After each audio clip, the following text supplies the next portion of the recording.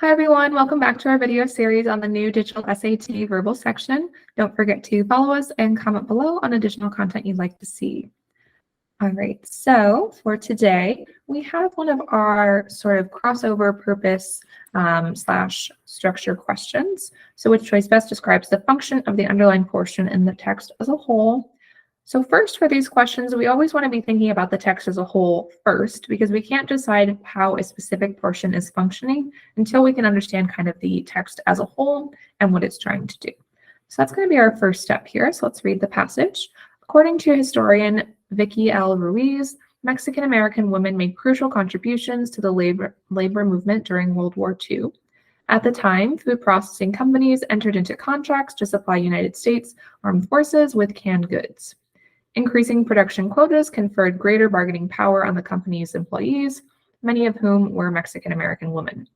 Employees insisted on more favorable benefits, and employers who were anxious to fulfill the contracts complied. Thus, labor activism became a platform for Mexican-American women to assert their agency. All right, so again, thinking about kind of the overall structure, main idea of this text. So we're talking about the Mexican-American women and their crucial contributions to the labor movement during this time period of World War II.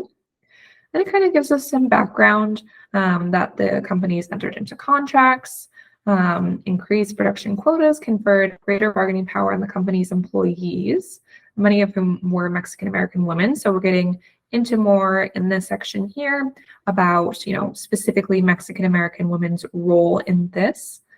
So then we have a bit of an explanation, right? We can always use punctuation to help us here. So we do have our colon, which we know is introducing some sort of example or explanation.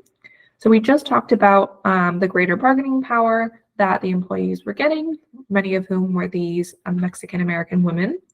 Then we have that employees insisted on more favorable benefits, and employers who were anxious to fulfill the contracts complied.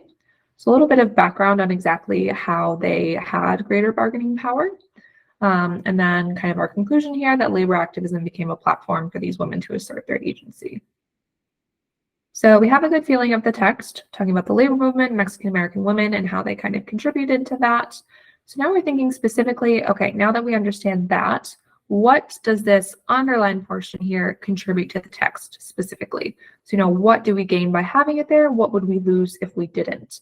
So we kind of already mentioned this a little bit, but if we were to, again, try and predict an answer for this, it'd be something about how this section of the text introduced us to how these women gained greater bargaining power, right? That was a focus here.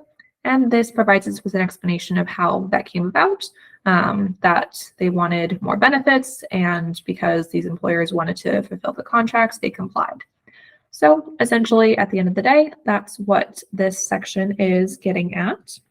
So looking at our choices here, I want to go through and see which one best matches that idea. So A, it elaborates on a claim about labor relations in a particular industry made earlier in the text. Okay, this seems to make sense.